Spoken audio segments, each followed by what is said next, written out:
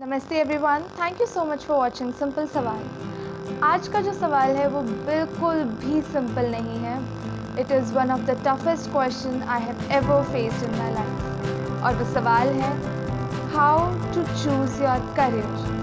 अब इस सवाल में ना बहुत सारे लोग इन्वॉल्व हैं। तो अगर आप 12th में हैं या फिर 12th पास आउट हैं, और अगर आप कॉलेज में हैं, फर्स्ट ईयर या फिर सेकेंड ईयर में हैं, तो आप इस वीडियो को बहुत ध्यान से देखना, बिकॉज़ मैं सारे इश्यूज़ रेज़ करने वाली हूँ और उन सारे इश्यूज़ का एक सोल्यूशन देने वाली हूँ।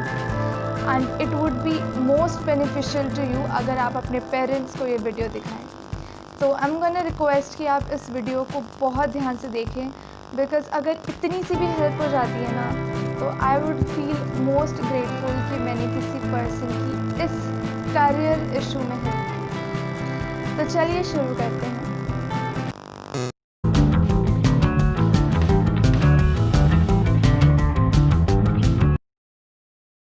सबसे पहले ये जानते हैं कि यूजुअली लोग अपना करियर चूज़ कैसे करते हैं। अब कुछ लोग होते हैं जो मेरे जैसे लोग, मतलब जो ऑलरेडी करियर चूज़ कर चुके हैं या फिर जो ऑलरेडी सक्सेसफुल हैं, उनसे जाके पूछते हैं कि क्या ऑप्शंस हैं, कैसे करें, क्या करें। या फिर सेकंड वो क्या कहते हैं कि वो अपने पेरेंट्स से बोलते हैं कि आप क्या चाहते हो। कुछ बच्चे होते हैं जो अपने आप करियर चूज़ करते हैं एंड उनके पेरेंट्स बोलते हैं हाँ बेटा जो तुम्हें ठीक लगे वो तुम कर लो।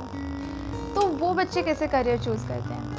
फर्स्ट या तो फिर वो देखेंगे कि अच्छा उनका बेस्ट फ्रेंड क्या कर रहा है, अच्छा वो सीए कर रहा है, सीए करने में पैसे आते हैं, हाँ बहुत पैसे आते हैं, तो वही कर लेते हैं, क्या प्रॉब्लम है, वो कर रहा है मैं भी कर लूँगा, साथ साथ दोनों करेंगे, बहुत मज़े आएंगे। तो अब क्या है इसमें ये है कि वो तो इंटरेस्ट से कर रहे हैं, आप भेड़ चाल में कर रहे हो, उसका सक्सेस रेट आपके सक्सेस रेट से बहुत ज़्यादा है। तो आपको कैसे करना है? Let's go into it. क्या करना है उस पर तो बाद में आएंगे, क्या नहीं करना है उस पर सबसे पहले आते हैं। अगर तुम लोग आउटकम को देखकर ये डिसाइड कर रहे हो कि मेरे को ये करियर चूज़ करना है, then it is the biggest mistake that you are making. अगर तुमने देखा है कि ये करने के बाद उस इंसान के पास 2 मर्सिडीज़ है, 3 फेरारी है और बड़ा सा बंगला है, मैं भी यही करूँगा तो मुझे भी इतना सब कुछ मिल जाएगा, तो गाइज़ ये स्टूपिड थॉट है, इसको दिमाग से निकाल दो, बिकॉज़ ऐसे नहीं करना है। अगर आपको लगता है कि आपके पेरेंट्स ने आपसे पहली बार तो कुछ मांगा है, उन्होंने आपके लिए इतना सब कुछ किया, आप उनके लिए अपना करियर तो दे ही सकते हो ना। मतलब ऑब्वियसली आप इतना तो कर ही सकते हो अपने पेरेंट्स के लिए कि जो वो चाहते हैं आप उस फील्ड में अपना करियर बनाओ। बट अगर आपका इंटरेस्ट नहीं है ना उस फील्ड में, guys you are again making a big mistake, because वो जो मोटिवेशन है ना वो पर्सनल होना चाहिए। वो मोटिवेशन अगर आपका किसी और से आ रहा है तो you will not be succeeded in that area. अगर आपको लगता है कि आपके पास फाइनेंशियल बाउंडेशंस है कि ये वाला कोर्स करने में 5 लाख रुपए लगने वाले हैं, और मेरे पेरेंट्स इतना बड़ा रिस्क नहीं लेंगे मेरी एजुकेशन में, because we are not that financially strong, तो अब तो जो भी आ रहा है, जो भी है, कुछ भी कर लेंगे। Again you are making a big mistake.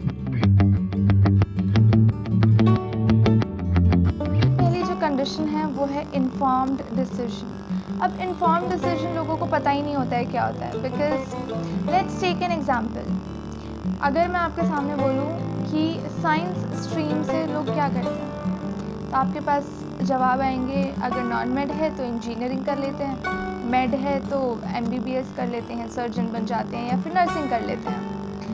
मैं पूछती हूँ आपसे कि कॉमर्स में क्या करते हैं लोग, तो आप बोलोगे CA या फिर BCom या फिर BMS या फिर CFA या फिर CS, ये सब कर लेते हैं।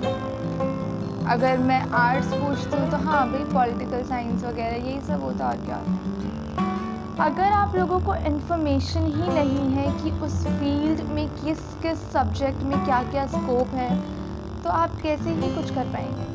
रियलाइज़ कि आपने एक स्ट्रीम को 4 कोर्सेज में डिवाइड कर दिया है, सिर्फ वही 4 कोर्सेज हैं जिनमें आपका सक्सेस रेट डिफाइन किया जा रहा है। क्या आपने कभी भी ये सोचा कि इन कोर्सेज के अलावा भी कुछ हो सकता है क्या, जिसके अंदर क्या पता मेरा सक्सेस रेट बहुत हाई हो? नहीं ना। आज हम उसके बारे में बात करते हैं। Let's take a very realistic scenario. बहुत लोगों को ये चीज़ पसंद नहीं आएगी क्योंकि मैं बहुत कड़वा सच लोगों के सामने प्रस्तुत करने वाली हूँ, पर मैं ये चाहती हूँ कि ये चीज़ अगर लोगों के समझ में आ गई ना, तो फिर it would be very easy for them to choose their career. आप ये कभी सोचा है आपने कि कितने लाख लोग किसी कम्पिटिटिव एग्ज़ाम में बैठते हैं और कितने हज़ार या कितने सिर्फ कुछ 100 या 200 लोगों का सिलेक्शन होता है, तो उसमें बाकी जो लोग हैं उनका क्या? वो फिर एक और साल बर्बाद करते हैं और सोचते हैं इस बार शायद कुछ कमी रह गई, अगले साल पक्का will go through it and will pass, will succeed. अब ऐसा आपकी थिंकिंग डेवलप करने वाले कौन है? आपके पेरेंट्स, जो सोचते हैं कि उनके भी 2 हाथ हैं, उनके भी 2 पैर हैं, उनकी भी 2 आँखें हैं, तुम्हारे भी उतने ही हैं, तुम क्यों नहीं कर सकते? आपके कोचिंग इंडस्ट्रीज़ जो कि लाखों करोड़ों का अभी पूरा कारोबार चला रही हैं कोचिंग में, बिकॉज़ दे मेक श्योर कि आपके और आपके पेरेंट्स के माइंड में ये चीज़ बैठ जाए कि हम आपको उतनी हाइट्स तक पहुंचा सकते हैं जिस हाइट पर आप सक्सेसफुल लोगों को देखते हैं। तो और थर्डली आपको लगता है कि hard work is the key. अगर हार्ड वर्क की है ना गाइस, तो सबसे ज़्यादा हार्ड वर्क हमारी सोसाइटी में कौन करता है? एक रिक्शा वाला, एक लेबरर, एक काम करने वाली जो हमारे घर में आती हैं, वो लोग इतना हार्ड वर्क करते हैं जितना आप you can not even imagine, इतना आपके पोटेंशियल में भी नहीं है जितना हार्ड वर्क वो एक दिन में कर लेते हैं। अगर hard work key to success होता तो फिर they would have been the most successful person in the society, पर वो नहीं है। वाई? Because direction matters. अगर आपका सक्सेस रेट इस डायरेक्शन में डिफाइंड है और आप अपना हार्ड वर्क इस डायरेक्शन में कर रहे हो, तो ऑब्वियसली यू विल फेल। अब ये चीज़ आपको समझानी नहीं आएगी अपने पेरेंट्स को, which is why I want your parents to watch this. यहाँ पर ना हमें बात करनी चाहिए कॉन्सेंट्रेशन पावर्स की। अब 99% बच्चों का मन पढ़ाई में नहीं लगता है, बट वो लोग पास होते हैं या फर्स्ट आते हैं या फिर जो भी रैंक होल्ड करते हैं वो अपनी कॉन्सेंट्रेशन पावर के बलबूते पर करते हैं। अब ये कॉन्सेंट्रेशन पावर का क्या सीन है? अगर आप एक्स्ट्रा ऑर्डिनरी जो बच्चे होते हैं उनमें नहीं हो, तो आपका कॉन्सेंट्रेशन पावर बहुत कम होगा। How good you know about your concentration powers?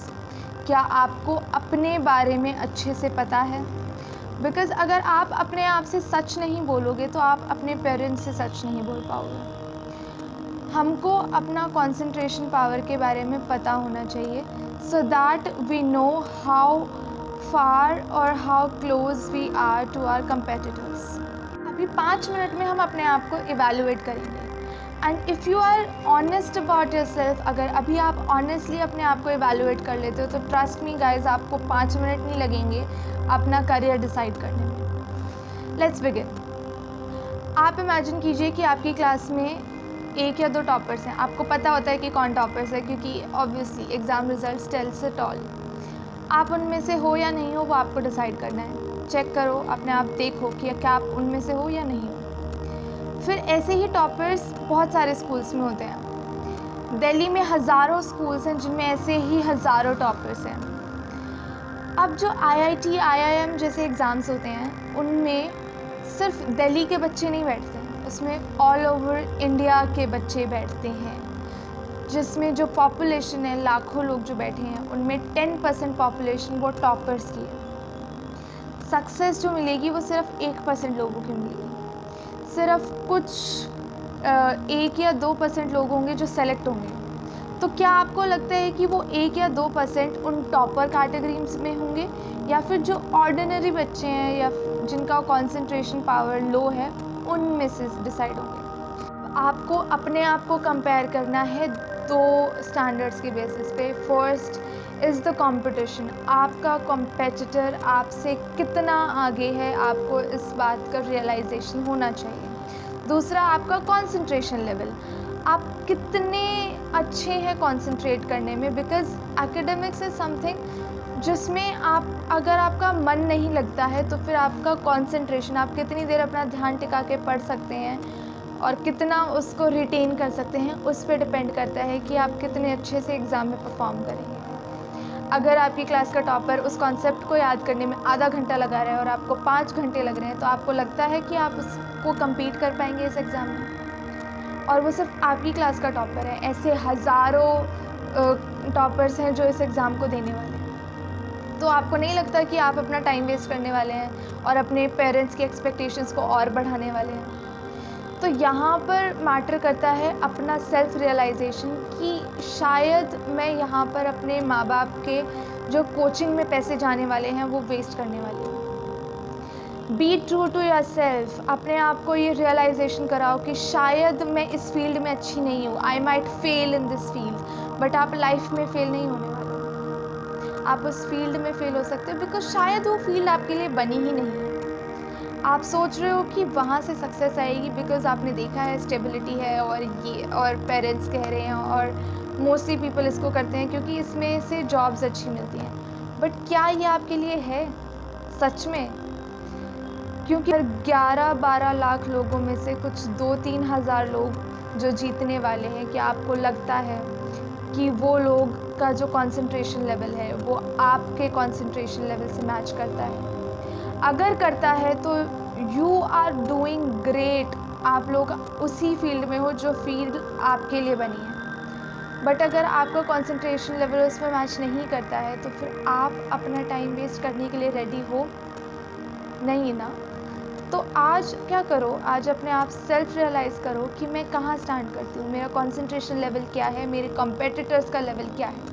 Now what you have to think is, क्या ऐसी कोई फील्ड है, क्या ऐसे कोई एरियाज़ है जहाँ पर कंसंट्रेशन पावर की ज़रूरत ही ना पड़े?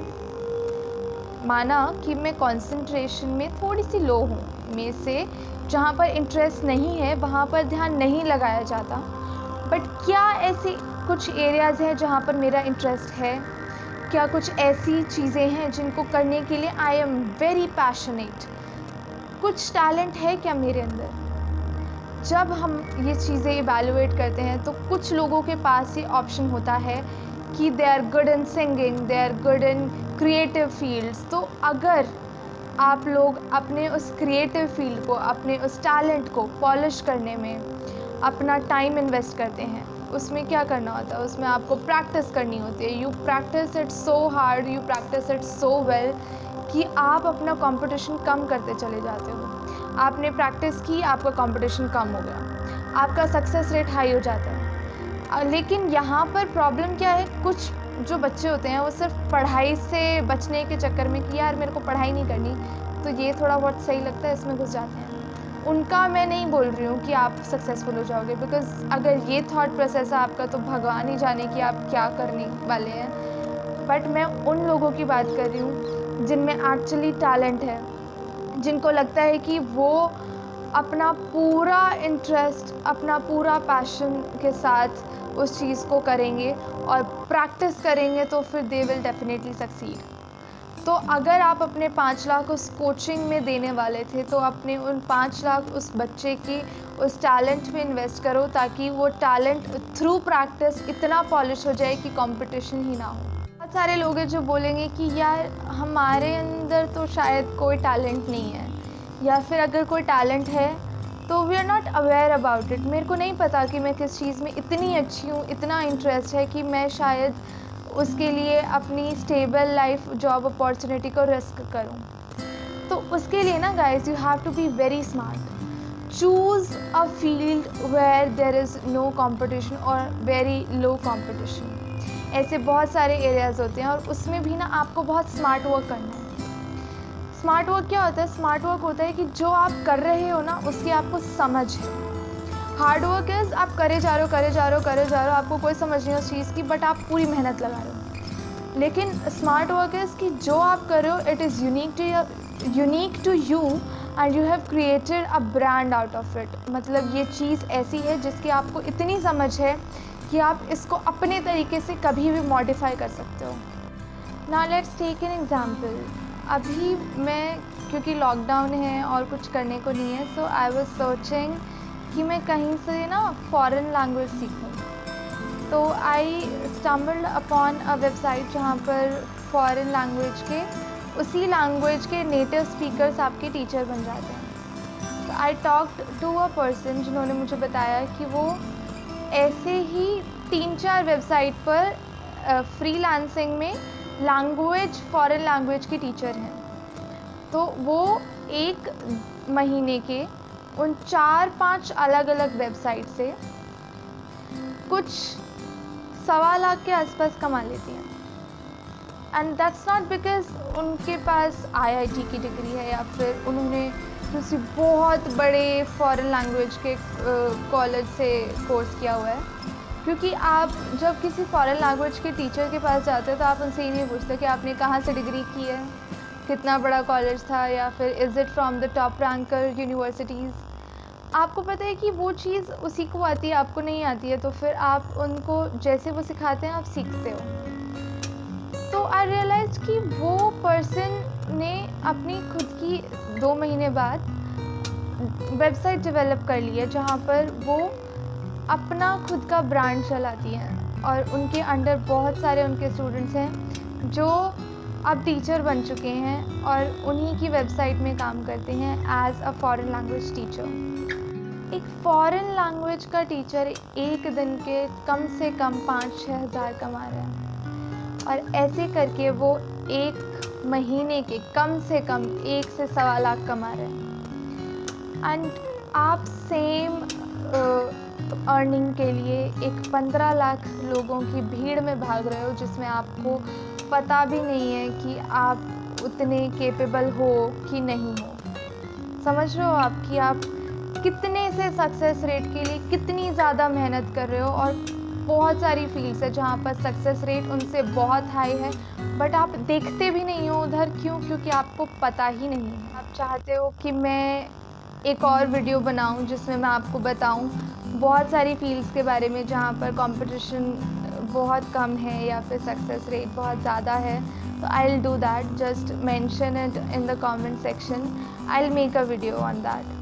बट प्लीज़ मेक श्योर कि जितने भी 12th पास आउट्स हैं उन तक ये वीडियो पहुँचे और मेक श्योर कि उनके पेरेंट्स इस वीडियो को देखें ताकि उनको रियलाइजेशन हो कि वो कहाँ इन्वेस्टमेंट कर रहे हैं एंड कितना इम्पॉर्टेंट है ये जानना कि उनका बच्चा किस चीज़ में ज़्यादा इंटरेस्टेड है।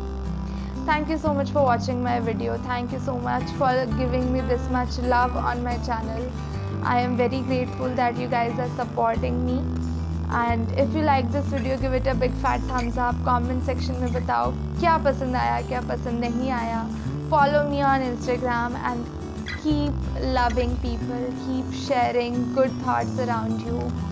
Make sure कि कोई भी बच्चा आपके आसपास unaware ना हो about their career choices and just live happily. Thank you.